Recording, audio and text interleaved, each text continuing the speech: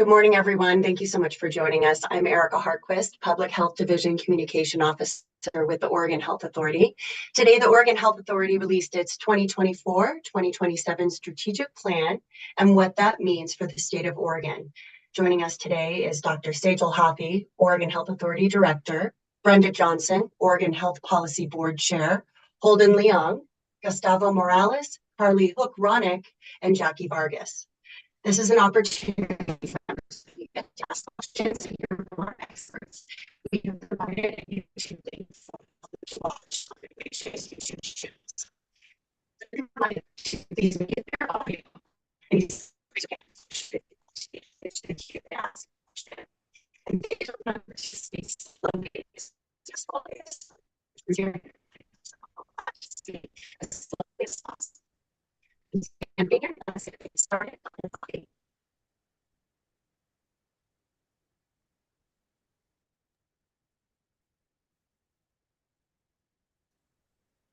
Erica, I believe you're breaking up.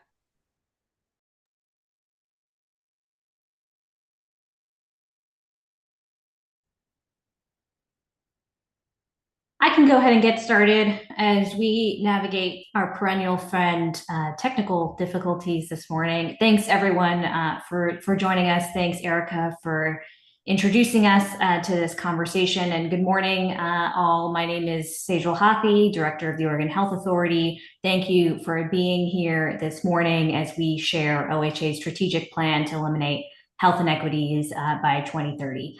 Before we begin, I'd like to introduce some eminent colleagues of mine who are joining us today. I'm joined by Brenda Johnson, and maybe if you're not on video, you can flash it on for this part of the discussion. Brenda is chair of the Oregon Health Policy Board, our governing body. She is also the CEO of La Clinica, a federally qualified health center in Medford, Oregon. Brenda will talk today about the policy board's commitment to eliminating health inequities and how the board's priorities align with the goals of this plan.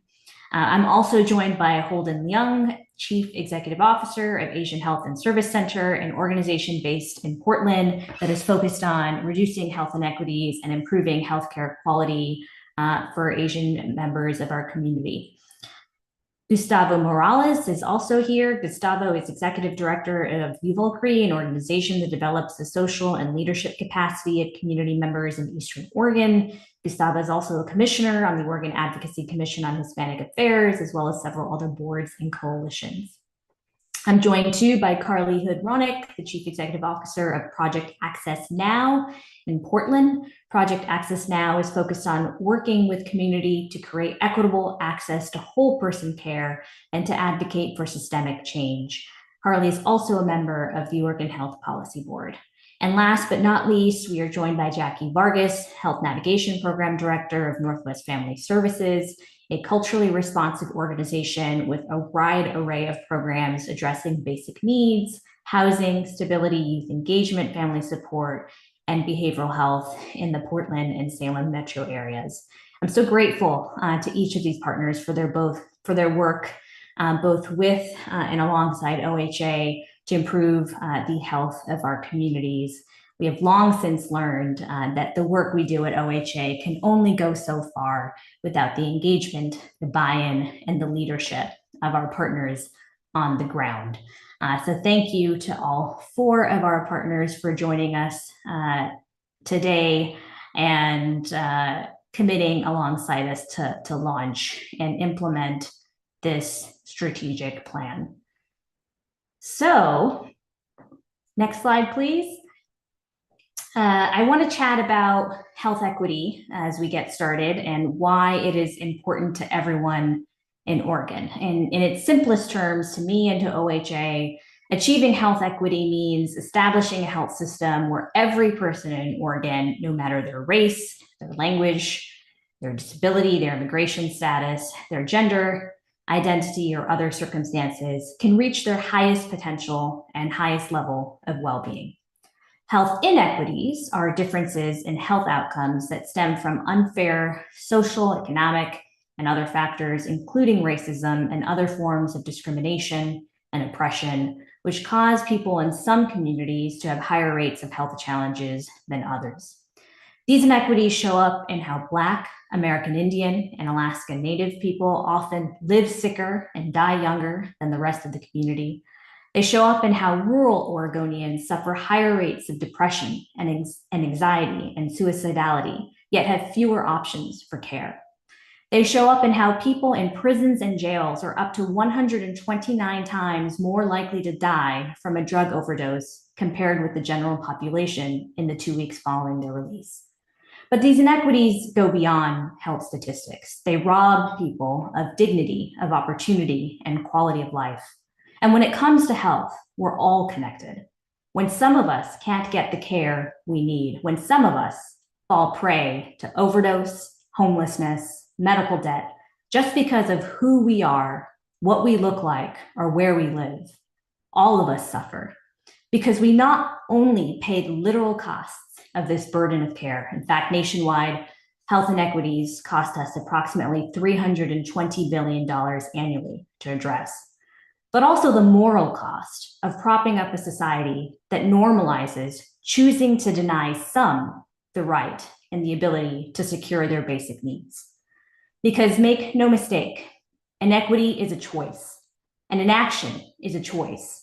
And today, the Oregon Health Authority is making the choice to articulate and to commit to a strategic plan for eliminating health inequities by 2030.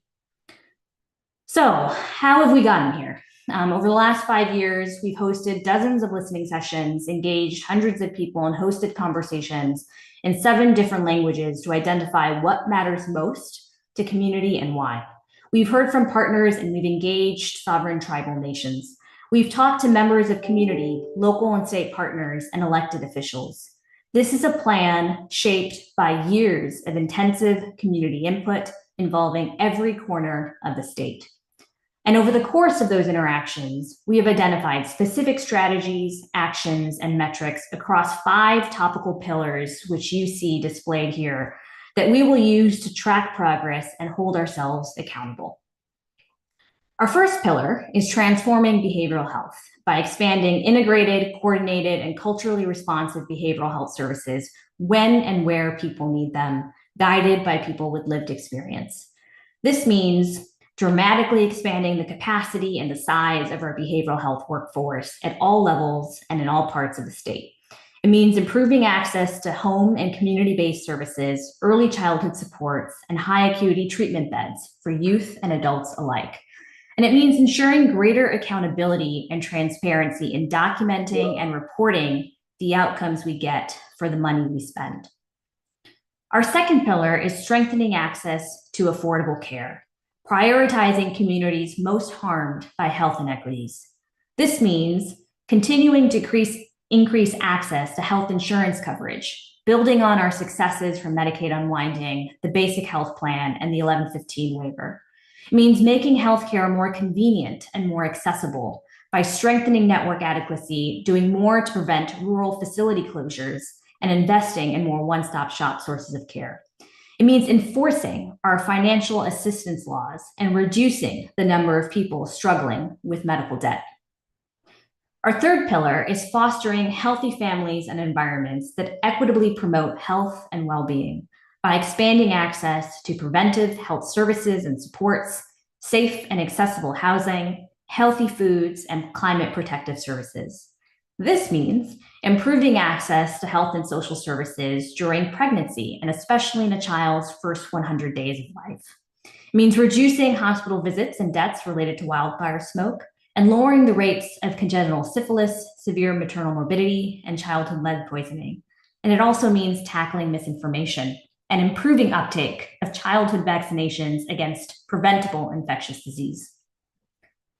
Our fourth pillar is achieving healthy tribal communities, and we continue to work with the 9 federally recognized tribes of Oregon to define specific actions to take here on a timeline and with an approach that honors the government-to-government relationship and follows our tribal consultation policies.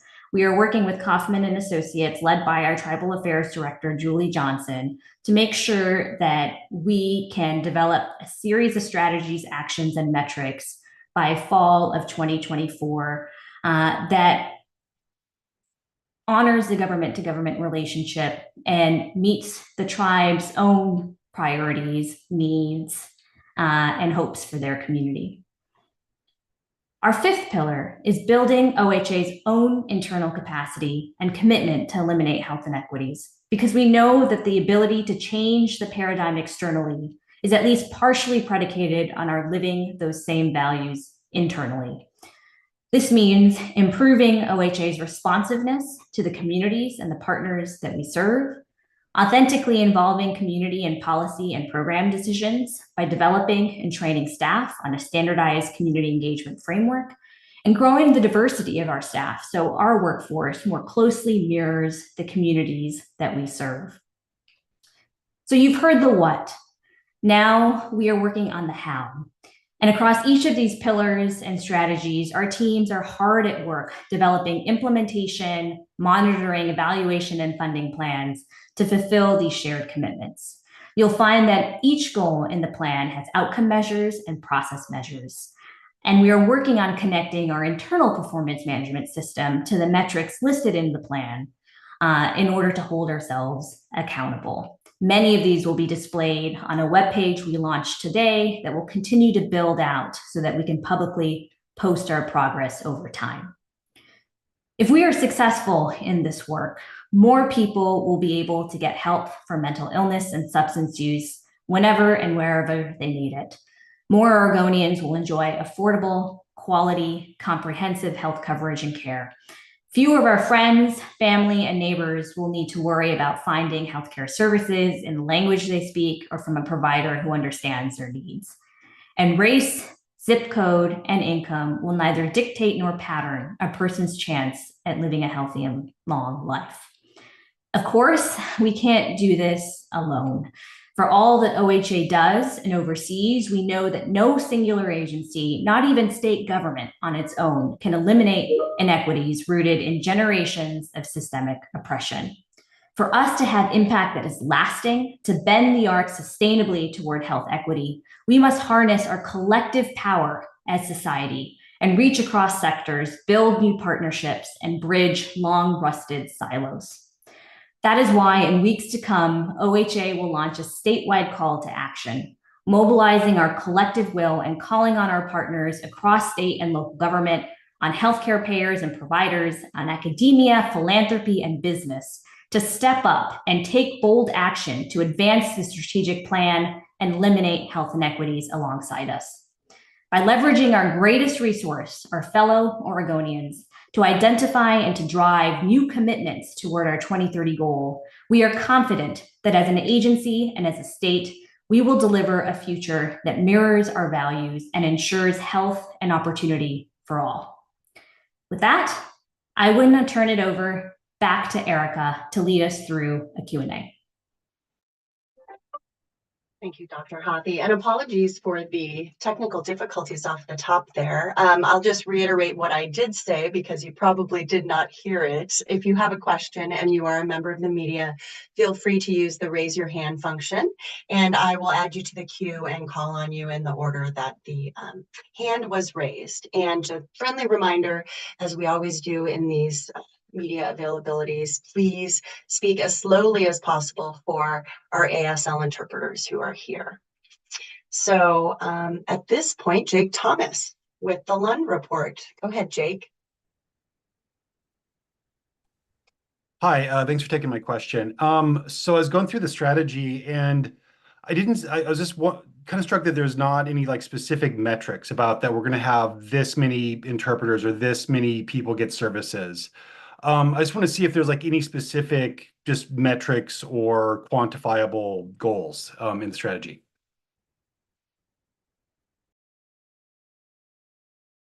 Thanks, Jake. So for every strategy in the strategic plan, we have listed an outcome measure that we're going to track and display publicly on our website once we erect the dashboard later this summer. But in addition to those high-level outcome measures for each strategy, every action in turn has outcome and process measures associated with it that we will ourselves track internally through our internal performance management system. And those get far more granular than perhaps is of interest to the public eye. But we are making sure that we incorporate those monitoring plans into our implementation planning work now, and that everything that we do is being tracked accordingly to ensure progress on these plans.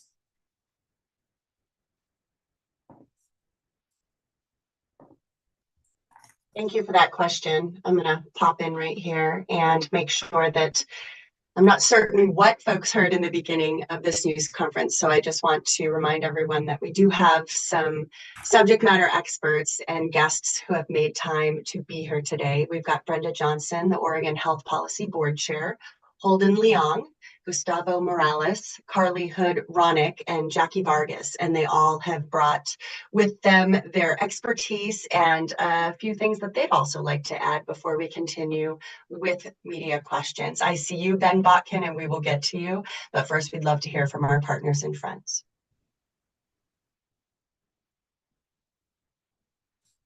Thanks, Erica. Dr. Hathi, thank you so much. Again, my name is Brenda Johnson, and I use she, her, and Aya pronouns. I serve as both the Oregon Health Policy Board Chair and the Chief Executive Officer of La Clinica, a migrant and community health center in Southern Oregon.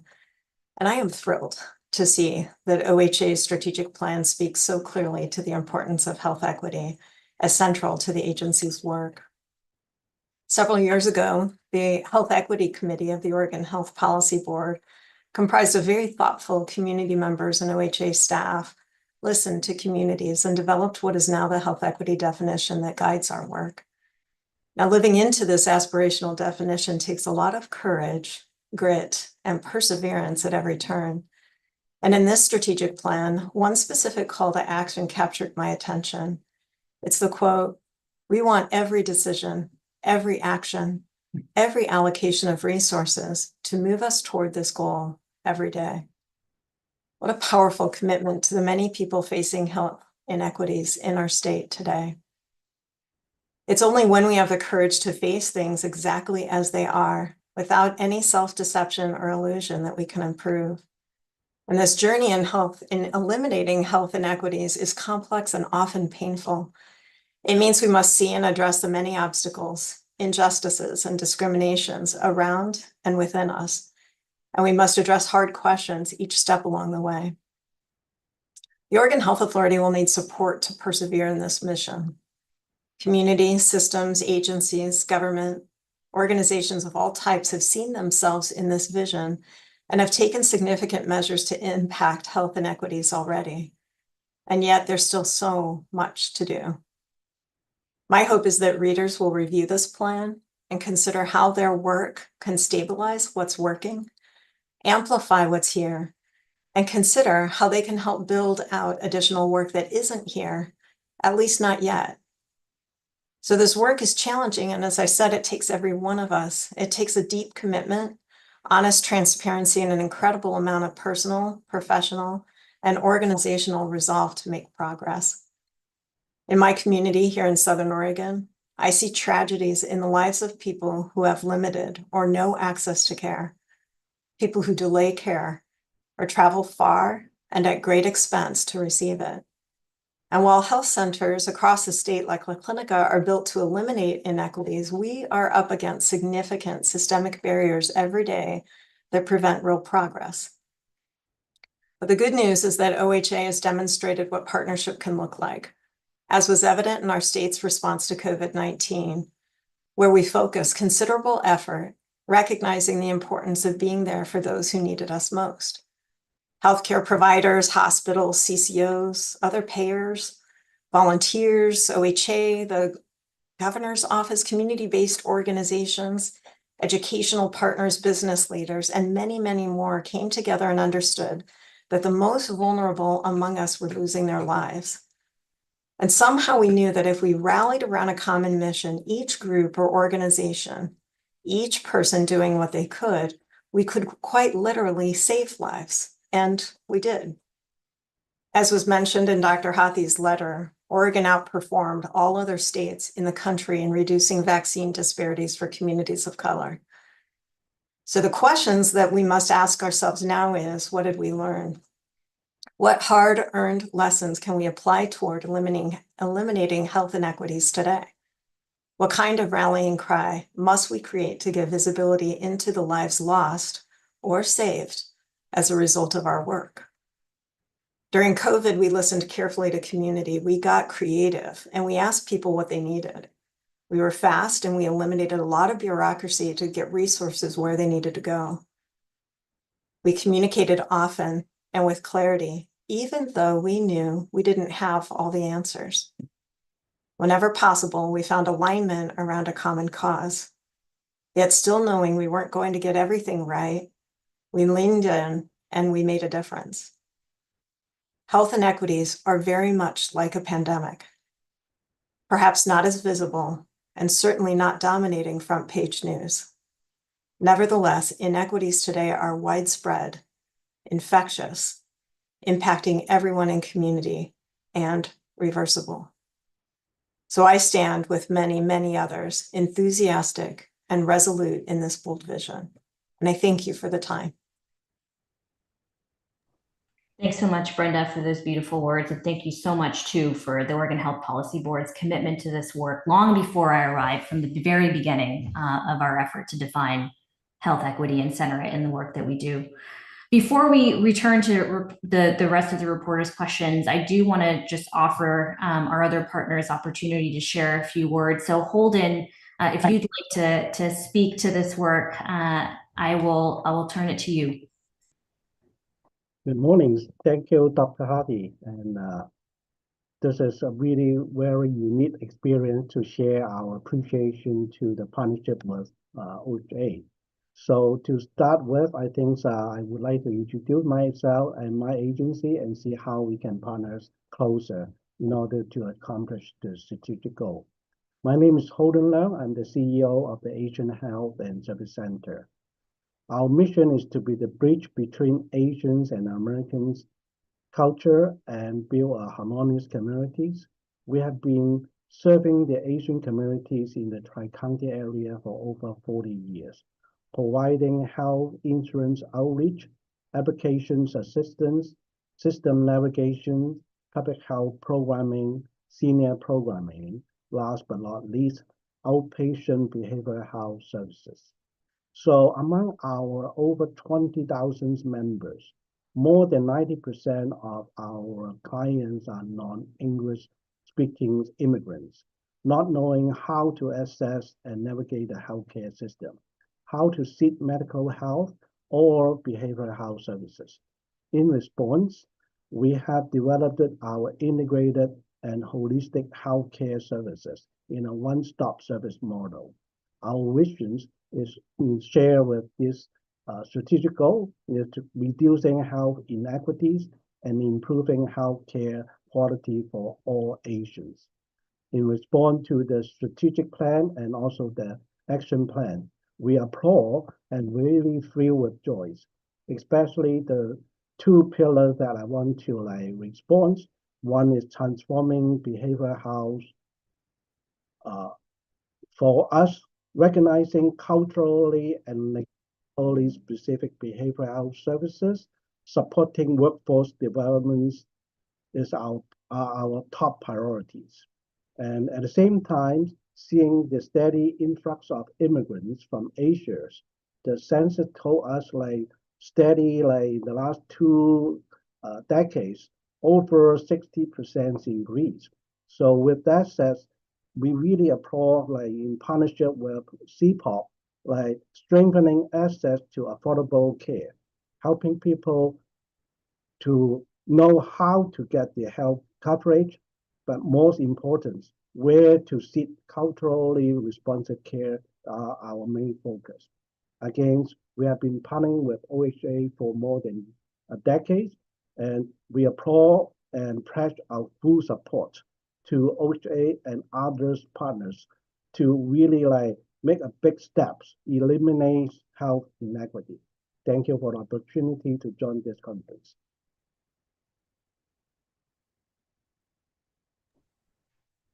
Thank you so much, Holden, for sharing the work that you and your organization does and how it connects with this strategic plan. Gustavo, I'll turn to you next if you want to offer some words.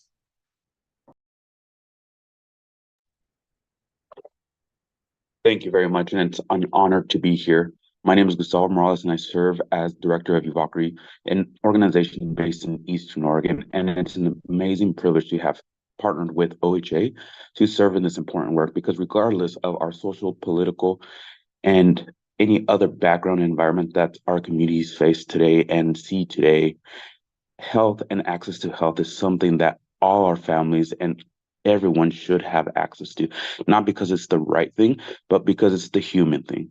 And our children are our future, and the importance of a family's health directly impacts our future, ensuring that our children have that health that they need to be successful long term. And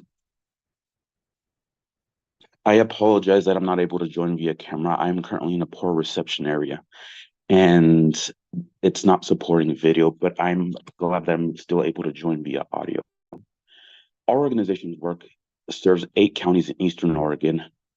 Through our work, we take a cross-cultural and cross-sector and cross-industry strategy to ensure that we overcome all of the systemic challenges and issues that our communities face, because systemic challenges are not sector specific, they're not industry specific, they are global in nature. And in order for us to overcome these challenges, we have to work together across all these industries and break down these silos to ensure that our communities have the basic needs met through access, affordability, and ensuring that they understand how to navigate systems with systems navigation support. In the past year, our organization has served more than 25,000 community members through more than 30 different programs that we have available throughout the year. In our effort to help overcome these strategies, partnering with OHA organizations government organizations who are willing to take into value the work that we do on the ground, and understanding that the importance of working and being able to address these global challenges is by working with the very people that we serve. As a community organization, we believe that the people who experience those inequities are the very same people who will help us overcome them, because they're the ones that experience it, they're the ones that are limited, and ensuring that their voices are heard, which is one of the key features through the strategic plan, is how we're going to get there. That's how we're going to overcome these inequities. Behavioral health is a huge challenge, ensuring that our families have access to the supports that they need, not only to be leaders within the community, but be leaders within the family and within our communities. And through our work and partnering with OHA, we believe that that is the best way that we're going to help address those health inequities. And we appreciate the time that we've had here. We appreciate the support that OHA is committing, and we understand that this is not only an ambitious goal and an ambitious strategic plan, but the fact that we are here today convening on and creating urgency to ensure that the transformation of healthcare happens is where it begins. One of my favorite quotes that I often reflect on is by Arthur Ashe: "Start where you're at, use what you have, and do what you can." And we are starting an effort to help transform our health systems to ensure access, affordability, and system navigation to ensure every Oregonian has the support they need to lead strong, healthy lives. Thank you for the time. Thank you so much, Gustavo. No problem with the technical difficulties. We all have them. Carly, from Project Access Now, would you like to offer a few words? Yes, thank you so much, Dr. Hathi. My name is Carly. I use she, her pronouns. I'm the Chief Executive Officer at Project Access Now. We're a community-based nonprofit organization focused on providing human-centered navigation support for health and social services. For the last decade, Project Access Now has worked with our partners closely at the Oregon Health Authority to improve access to healthcare by ensuring folks are signed up for coverage, know how to use it, and can pay for it. And this has looked really different throughout the years as the policy environment has shifted due to things like the Affordable Care Act and more recently, Oregon's own transformational decision to expand Medicaid to our immigrant community members. Importantly, one thing that hasn't changed is our organizational belief that coverage doesn't mean access. As these policy changes have taken place, we've worked hand in hand with each of our clients and our community partners to ensure individuals know how to use their benefits and what they're truly eligible for. Folks who are less familiar with navigating their healthcare benefits, often due to lower health literacy, language barriers, or because healthcare is incredibly complicated, are at a higher risk of experiencing the very health inequities we're talking about today. And to further confuse things, as things like food and housing are increasingly paid for by health insurance, new questions arise. And our team strives daily to make sure our clients equitably understand these changing benefits. We're really proud to partner with the Oregon Health Authority and our other community partners, both here at this release today and beyond. And we're grateful to now have a strategy. Having this vision with pillars and accountability allows us all to more easily move forward in a collaborative, unified direction. With this united guidance, we as a state can both better identify gaps, but also appropriately allocate resources to mitigate the very inequities we're trying to fight. So Project Access Now looks forward to being a partner in this work.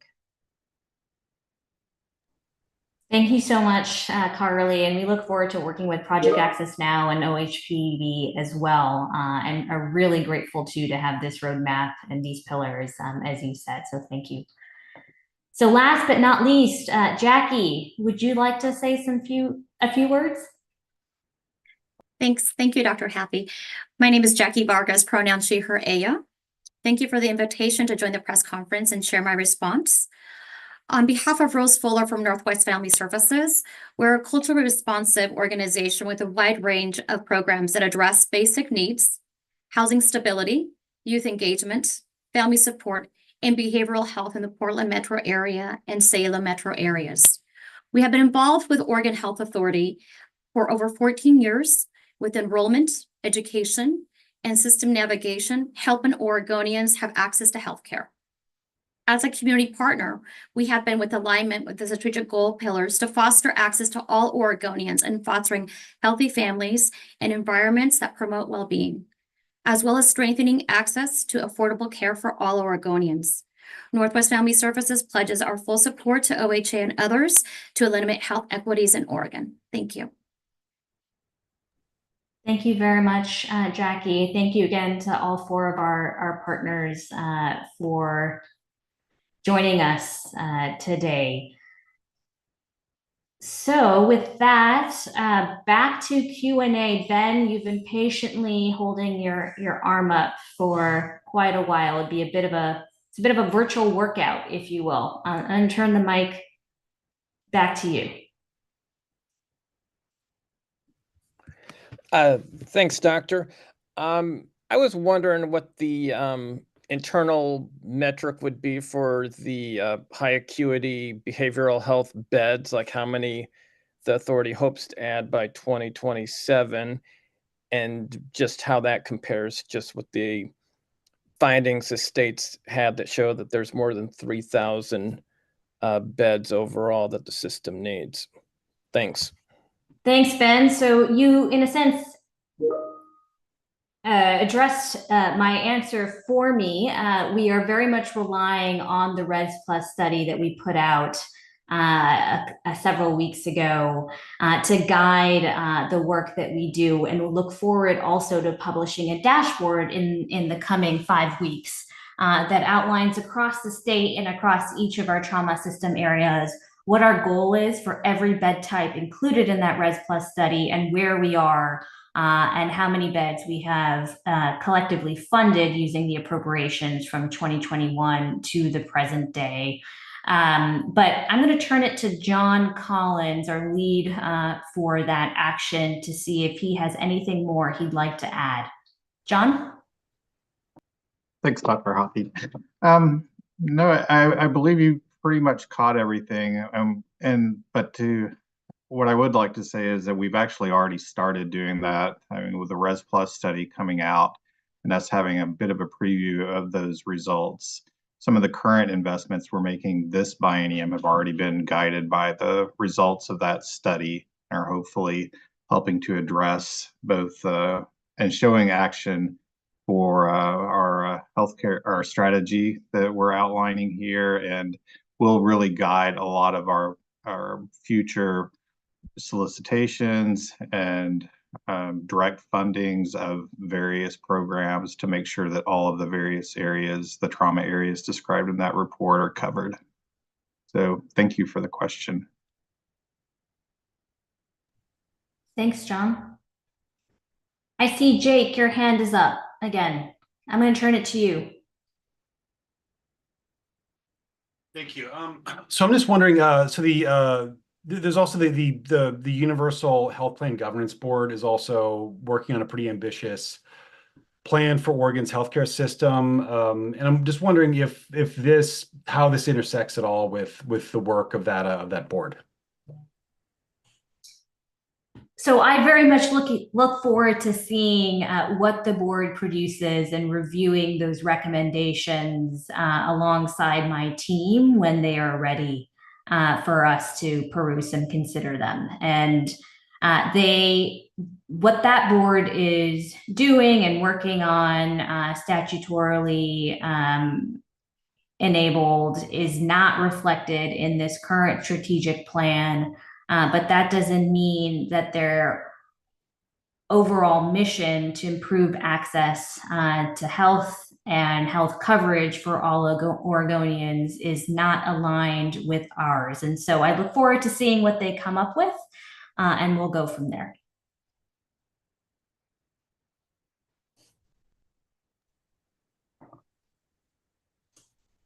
Any other questions? I was going to say, I don't see any other folks who have raised their hands in the queue. I do know that KEX, K2, Fox 12, and others from the Oregonian are also on. So this is your chance before we wrap.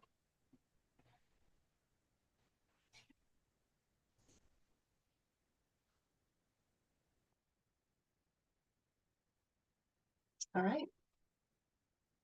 I think that's it, Dr. Hoppy.